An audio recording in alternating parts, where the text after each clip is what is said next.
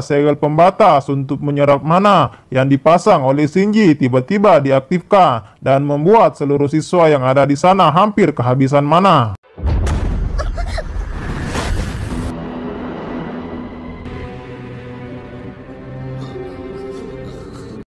Di sana juga terlihat banyak makhluk familia yang membuat Emiya dan juga Rin mengalami kesulitan. Hingga Emiya kemudian memanggil Saber. Di tempat lain terlihat Shinji sedang menikmati hal itu. Namun tiba-tiba datang seseorang yang membuat Shinji ketakutan. Oi, kuru na yo. Emiya dan Rin yang melihat Shinji kemudian langsung menghampirinya dan memarahi Shinji atas perbuatannya. Emiya yang melihat sesuatu langsung memanggil Rin dan memperlihatkan apa yang terjadi. Terlihat di sana Raider telah mati. Yang ternyata Caster telah membunuh Raider dan Caster pula yang telah memanipulasi Raider untuk menyerap mana. Setelah pertarungan, Archer kemudian muncul yang membuat Rin sedikit kesal karena keterlambatannya. Di saat tim medis datang, mereka semua kemudian pergi dari sana. Di tempat lain terlihat Shinji menemui Kirei. Shinji juga terlihat sangat kesal atas kekalahannya sebelumnya. Kemudian Kirei terlihat menawari Shinji seorang servan baru. Keesokan harinya, di sekolah Rin terlihat mulai mencurigai Issei. Rin curiga Issei adalah master dari Caster. Di sisi lain, Emiya tidak begitu yakin. Dia kemudian memutuskan untuk menyelidiki hal itu. Di saat melakukan penyelidikan, Emiya kemudian melakukan hal yang sangat tidak terduga. Issei, nani mo kikazu ni hadaka ni nare. Namun hal itu membuktikan Issei bukan master dari Caster. Di saat pulang sekolah, Issei melihat Rin sedang mengawasi seseorang yang berada di depan rumah Sakura. Oke, for your information, Sakura dan juga Shinji sebenarnya bersaudara. Jadi, Mimin bisa beranggapan yang berdiri di sana merupakan seorang servan. Pria itu juga pernah menemui Kirei di saat pertarungan Emiya melawan Berserker. Jadi ya, mungkin saja. Dan setelah pria itu pergi, mereka berdua juga memutuskan untuk pulang.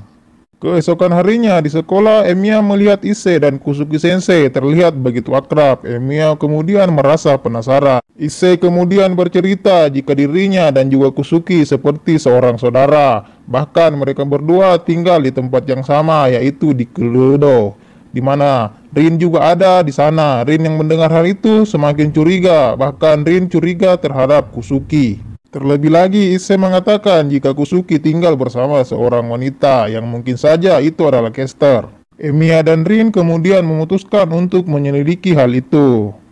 Di saat malam hari, mereka semua menunggu Kusuki dan memutuskan untuk memasang segel di sekitaran Kuryudo. Dan tidak lama kemudian terlihat Kusuki datang untuk pulang. Dan Rin kemudian menyerang Kusuki dan tiba-tiba datang Caster yang di sana semakin membuktikan jika Kusuki adalah master dari Caster. Rin kemudian mencoba menyerang Caster, sedangkan Saber mencoba untuk menyerang Kusuki, namun tanpa diduga serangan dari Saber mampu dihentikan oleh Kusuki dengan begitu mudah.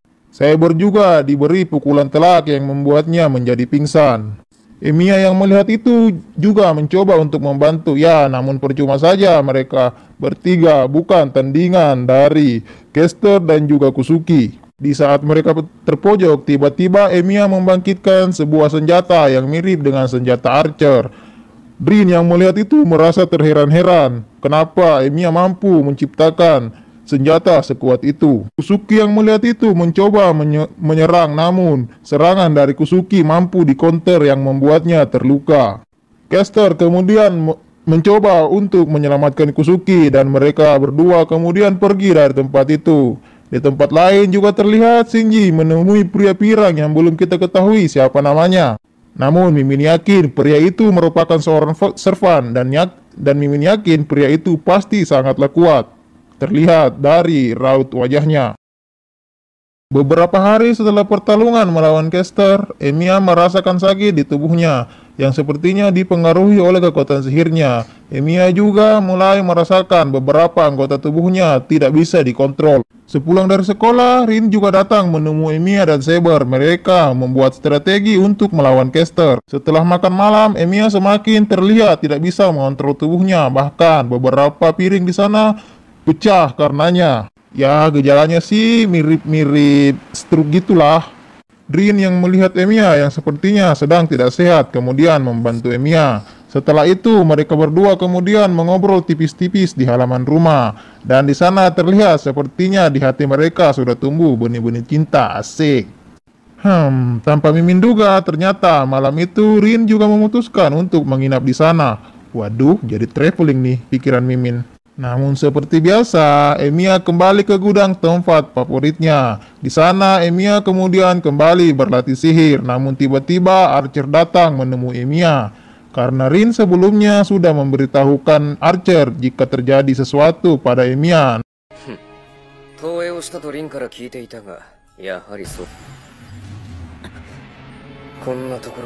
Curigaan Rin kemudian terbukti karena beberapa titik sumber sihirnya menjadi beku, namun Archer mampu untuk memperbaiki sihir dari Emiya.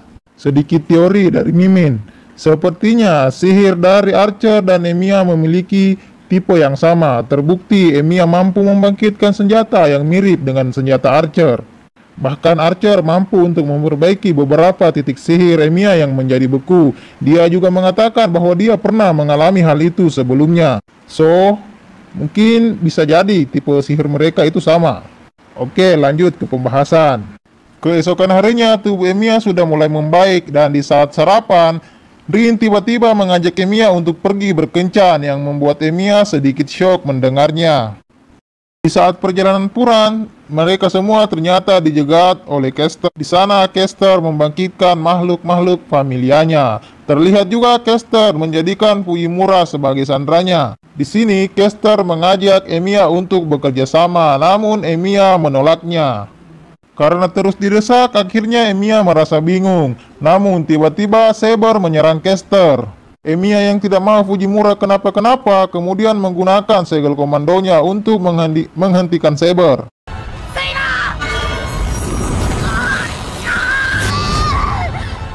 Walaupun hal itu akan membuatnya kehilangan kontrak dengan Saber karena kontraknya hanya mampu digunakan sebanyak 3 kali, sedangkan Emiya sudah menggunakan kontrak itu sebanyak 2 kali. Dan ini yang ketiga kalinya, jadi sudah pasti kontraknya akan putus. Di saat-saat terakhir, Caster kemudian mencuri segel itu dan menjadikan dirinya master baru dari Saber. Walaupun sebenarnya hal itu melanggar peraturan dari pertarungan ini. Di saat Caster mencoba untuk membunuh Rin, kemudian Emiya menghentikannya yang membuat tubuhnya tertusuk.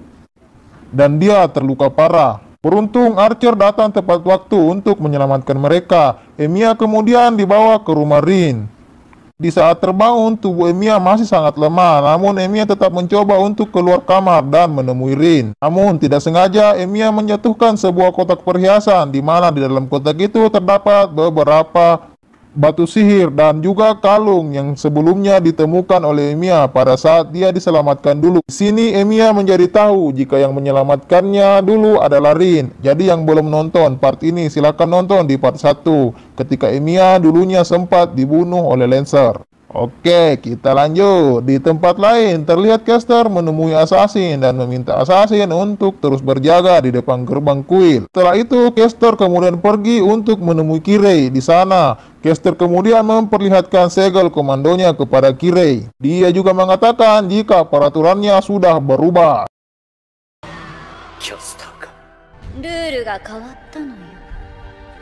Caster lalu meminta makhluk familianya untuk membunuh Kirei dan terjadilah sedikit pertarungan di sana. Namun Kirei berhasil kabur.